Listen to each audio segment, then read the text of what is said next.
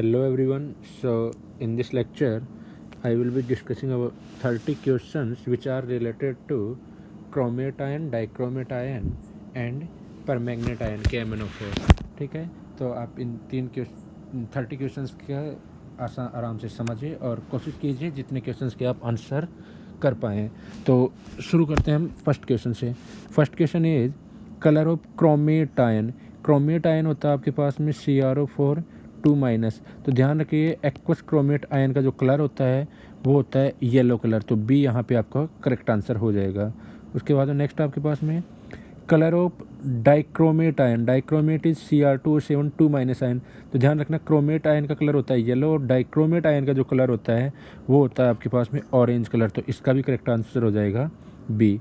उसके बाद में नेक्स्ट क्वेश्चन आपके पास में क्रोमाइट और इज। ध्यान रखना क्रोमाइट और जो होता है आयरन और क्रोमियम का और होता है और ये होता है आपके पास में in reality FeO and Cr2O3। तो ये क्रोमाइट जो और जो होगा आपके पास में वो हो जाएगा आपके पास में FeCr2O4। तो करेक्ट आंसर हो जाएगा यहाँ पे बी, आपके पास में करेक्ट आंसर हो जाएगा। उसके बाद में नेक्स्ट क्वेश्चन है how many kind of bond lengths are there in chromate ion या CrO4 2- आयन। तो CrO4 2- आयन जो होता है वो होता है इस टाइप से O-, double bond O, double bond O, और इसमें होता है रेजोनेंस, जिसके चलते ये जो चारों क्रोमियम ऑक्सीजन बॉन्ड है ये एवरेज हो जाता है और चारों बॉन्ड एक ही बॉन्ड लेंथ के होते हैं, तो जिसके चलते इसमें वन काइंड की बॉन्ड है, एक टाइप जैसे चार बॉन्ड है यहाँ पे, तो करेक्ट आंसर हो जाएगा 1।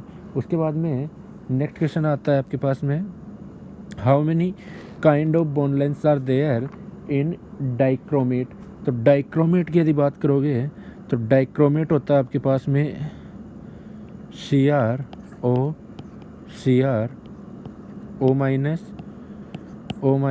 Double bond O, double bond O, double bond O, double bond O। तो यहाँ पे आप देखो तो ये तीनों बॉन्ड एक जैसे हैं और इन्हीं के आइडेंटिकल हैं ये तीनों बॉन्ड, तो 6 बॉन्ड तो वन टाइप के हो गए यहाँ पे। और ये दोनों बॉन्ड, ये क्रोमियम ऑक्सीजन ये वाला बॉन्ड और ये वाले बॉन्ड भी एक टाइप के हैं, तो 2 बॉन्ड हो गए एक टाइप के, तो टोटल 2 टाइप के बॉन्ड यहाँ पे प्रेजेंट है। और ध्यान रखना कि ये जो डबल बॉन्ड सिंगल बॉन्ड है इनका बॉन्ड लेंथ डिफरेंट नहीं होगा, क्योंकि यहाँ पे चल रहा होगा आपके पास में क्या रेजोनेंस यहाँ पे अकर हो रहा होगा। उसके बाद में नेक्स्ट बात करें हम, तो ये पूछा गया है कि इसमें मैंने 2 ऑप्शन यहाँ पे रखे हैं कि ए और बी में क्या रिलेशन है। तो ए और बी में के रिलेशन की यदि मैं बात करूँ तो यहाँ पे ये वाला जो बॉन्ड है, जो आगे जो बॉन्ड बना रहा है ये तो है प्योरली सिंगल बॉन्ड, और यहाँ पे मैं बात करूँ O-, double bond O, double bond O, तो यहाँ पे रेजोनेंस के चलते डबल बॉन्ड करेक्टर आ रहा है, और रेजोनेंस के चलते डबल बॉन्ड करेक्टर आ रहा है, जिसके चलते ये वाला जो बॉन्ड होगा, ए वाला जो बॉन्ड लेंथ होगा वो छोटा हो जाएगा। तो ये ये सही ये रख लेते हैं, तो A will be shorter than B and A will be stronger than B also. उसके बाद में नेक्स्ट आता है आपके पास में dichromate Cr2O7 is strong oxidising agent in which medium. ध्यान रखना डाइक्रोमेट जो होता है वो केवल एसिडिक मीडियम में ही ऑक्सीडाइजिंग एजेंट होता है, तो करेक्ट आंसर हो जाएगा एसिडिक।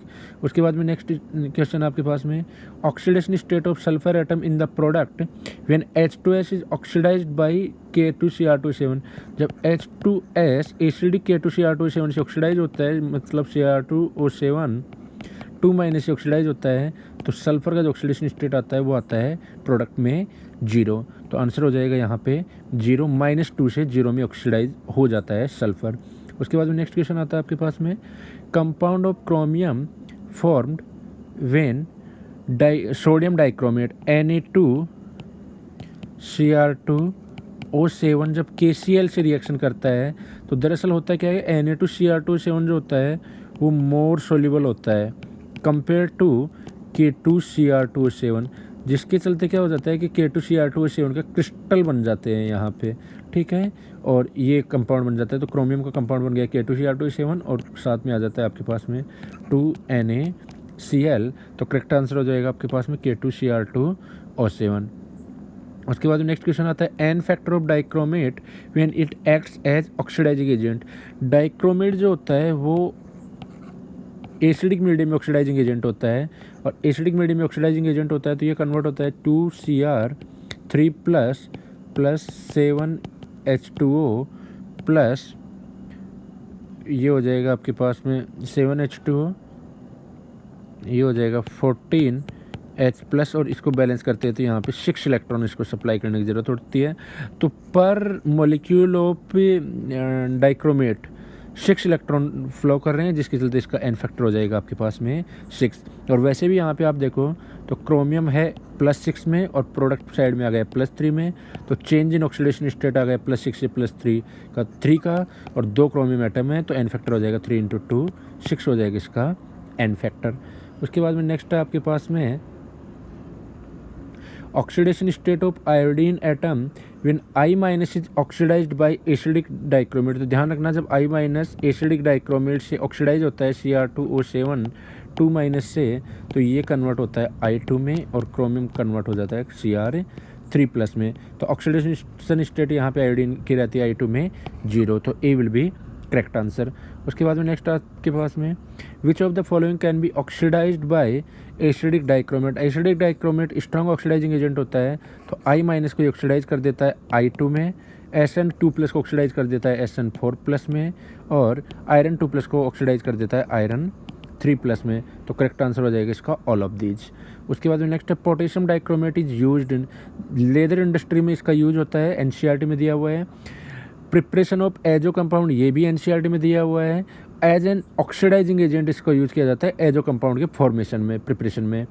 वॉल्यूमेट्रिक एनालिसिस में ये प्राइमरी स्टैंडर्ड होता है, ध्यान रखिएगा प्राइमरी स्टैंडर्ड होता है वॉल्यूमेट्रिक एनालिसिस में, तो इसका भी हो जाएगा ऑल ऑफ दीज। उसके बाद में नेक्स्ट है potassium dichromate is prepared from, अच्छा पायरोलुसाइड जो होता है वो मैंगनीज का और होता है MnO2, तो इससे पोटेशियम डाइक्रोमेट प्रिपेयर नहीं किया जा सकता। गैलेना जो होता है वो लेड का और होता है PbS, तो इससे भी पोटेशियम डाइक्रोमेट प्रिपेयर नहीं किया जा सकता। वोल्फ्रेमाइड जो होता है FeWO4 iron tungsten plus MnWO4, ये मैंगनीज टंगस्टन इसमें, तो इसमें आयरन होता है, टंगस्टन होता है, मैंगनीज होता है, क्रोमियम तो कहीं पे आया ही नहीं, तो इससे भी ये प्रिपेयर नहीं हो सकता। तो नेक्स्ट बचता है आपके पास में क्रोमाइट, वो जो होता है आपके पास में FeCr2O4, तो इसका प्रिपरेशन होता है कहाँ से, क्रोमाइटोर से। नेक्स्ट आता है आपके पास में, इसमें क्रोमियम प्रेजेंट है क्रोमाइटोर में, तो इसी से इसको प्रिपेयर किया जाता है। नेक्स्ट आता है आपके पास में FeCr2O4 क्रोमाइटोर NO2CO3 को O2 से रिएक्शन करवाते हैं, तो विच one is not the product of above reaction. अच्छा, जब यहाँ पे रिएक्शन होती है तो ध्यान रखना आयरन जो होता है वो तो कन्वर्ट हो जाता है Fe2O3 में, कार्बन जो होता है NO2CO3 का वो ऑक्सीडाइज हो जाता है CO2 में एयर से, ये O2 जो है एयर से आ रही है, और जो क्रोमियम जो होता है वो कन्वर्ट हो जाता है आपके पास में Na2CrO4 में, सोडियम क्रोमेट में, और जो नहीं बनता है वो नहीं बनता आपके पास में सोडियम डाइक्रोमेट, यहाँ से नहीं मिलता है, ठीक है। तो नॉट प्रोडक्ट हो गया सोडियम डाइक्रोमेट। उसके बाद में नेक्स्ट आपके पास में विच one is not obtained when yellow solution of Na2CrO4 is acidified. ये दरअसल क्वेश्चन गलत हो गया, ये नॉट ऑब्टेन नहीं ऑब्टेन्ड होना चाहिए। क्या बनेगा इस रिएक्शन में, क्योंकि इतनी सारी चीज़ें नहीं बनेंगी। जब Na2CrO4 के सॉल्यूशन को, येलो सॉल्यूशन को एसिडिफाई किया जाता है, तो Na2Cr2O7 जब सोडियम डाइक्रोमेट जो होता है वो सोडियम क्रोमेट जो होता है सोडियम डाइक्रोमेट में कन्वर्ट हो जाता है और डाईहाइड्रेट की फॉर्म में होता है, तो Na2Cr2O7.2H2O B will be the correct answer. उसके बाद में नेक्स्ट आपके पास में between sodium dichromate and potassium dichromate which one is more soluble in water. तो सोडियम डाइक्रोमेट ज़्यादा सोल्यूबल होता है, क्योंकि Na+ जो होता है वो छोटा होता है और K+ जो होता है वो लार्ज होता है, छोटे कैटायन का हाइड्रेशन हो जाता है और सोल्युबिलिटी इसकी ज़्यादा आ जाती है, तो मोर सोल्यूबल होता है सोडियम डाइक्रोमेट। नेक्स्ट आपके पास में between chromate and dichromate which is stable in acidic medium and which is in basic medium. ध्यान रखना क्रोमेट में और डाइक्रोमेट में दोनों में ही क्रोमियम का ऑक्सीडेशन स्टेट +6 है, दोनों में क्रोमियम +6 में है, लेकिन क्रोमेट जो होता है वो स्टेबल होता है आपके पास में बेसिक मीडियम में, और डाइक्रोमेट जो स्टेबल होता है वो होता है एसिडिक मीडियम में। तो करेक्ट आंसर हो जाएगा डी, एसिडिक मीडियम में हो जाएगा आपके पास में डाइक्रोमेट, और बेसिक मीडियम में हो जाएगा क्रोमेट। और दोनों मीडियम बदलने पे इंटर कन्वर्टिबल भी होते हैं। जैसे यदि आपने CrO4 2- को यदि आपने एसिडिक मीडियम दे दिया, सॉरी, तो प्लस H प्लस ये एसिडिक मीडियम लेगा और ये कन्वर्ट हो जाता है आपके पास में Cr2O7 2- प्लस H2O, ठीक है। और यदि आप डाइक्रोमेट को Cr2O7 2- को यदि आप बेसिक मीडियम यदि आप दे दोगे तो ये कन्वर्ट हो जाता है आपके पास में 2Cr O4 2- प्लस H2O में। तो मीडियम के हिसाब से एसिडिक मीडियम स्टेबल होता है डाइक्रोमेट, और एसिडिक मीडियम स्टेबल होता है डाइक्रोमेट, और बेसिक मीडियम स्टेबल होता है आपके पास में क्रोमेट। मीडियम के हिसाब से दोनों इंटर कन्वर्टिबल भी होते हैं। नेक्स्ट आपके पास में primary standard in volumetric analysis.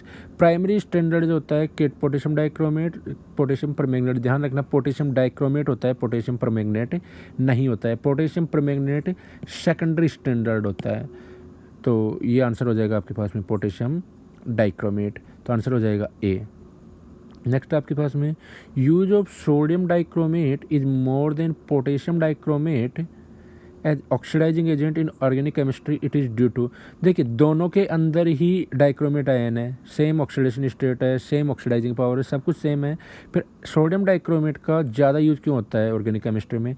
कारण होता है कि सोडियम डाइक्रोमेट में सोडियम आयन जो होता है वो छोटा होता है, और छोटा आयन होने के चलते हाइड्रेशन ज़्यादा होता है और मोर सोल्यूबल होता है कंपेयर टू पोटेशियम डाइक्रोमेट, जिसके चलते इसका आंसर हो जाएगा B. Sodium dichromate is more soluble than potassium dichromate, ठीक है।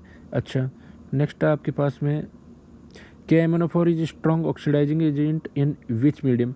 अच्छा, पोटेशियम डाइक्रोमेट जो होता है वो केवल एसिडिक मीडियम में ऑक्सीडाइजिंग एजेंट होता है, लेकिन पोटेशियम परमैंगनेट जो होता है वो एसिडिक, बेसिक, न्यूट्रल हर टाइप के मीडियम में ये ऑक्सीडाइजिंग एजेंट होता है। तो आंसर हो जाएगा इसका ऑल ऑफ दीज। नेक्स्ट आपके पास में n factor of KMnO4 when it acts as oxidising agent in acidic medium. जब KMnO4 ऑक्सीडाइजिंग एजेंट होता है एसिडिक मीडियम में, सॉरी ये KMnO4 सॉरी ये KMnO4, तो ये एसिडिक मीडियम में कन्वर्ट होता है Mn2+ में, और जिसके चलते ये +7 से +2 में आता है। तो 5 का इसमें ये है ऑक्सीडेशन स्टेट का डिफरेंस आता है, जिसके चलते इसका जो एन फैक्टर होता है 5 होता है। ऐसे नहीं समझना चाहिए तो आप इसको ऐसे समझ सकते हैं, जो MnO4 minus Mn2 plus 4H2O से ये आ जाएगा आपके पास में 8H प्लस। आप यहाँ पे आप बैलेंस करोगे इसको, तो बैलेंस करने पे ये +2 इधर आ गया +8 -1 +7, तो यहाँ से आ जाएगा आपके पास में +5 इलेक्ट्रॉन्स, ठीक है। तो एन फैक्टर इसका आ जाएगा 5। नेक्स्ट है colour of aqueous KMnO4। Aqueous KMnO4 का कलर याद कर लीजिएगा, पर्पल कलर होता है इसका, ठीक है। Colour of aqueous MnO4 2-। अच्छा, MnO4- को ध्यान रखना, जो MnO4- होता है इसको बोलते हैं परमैंगनेट, मैंगनेट, ठीक है। और जो MnO4 2- जो होता है इसको बोलते हैं मैंगनेट। तो MnO4 2- का जो कलर होता है वो होता है आपके पास में ग्रीन कलर।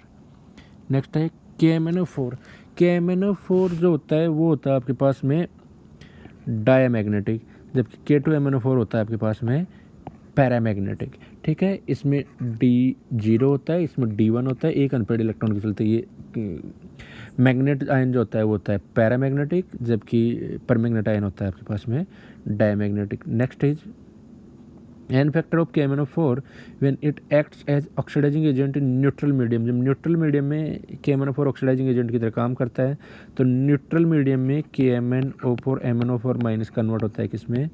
MnO2 में। तो +7 से +4 में आता है, तो एन फैक्टर होता है इसका 3। नेक्स्ट आपके पास में MnO4 2- disproportionate in which medium.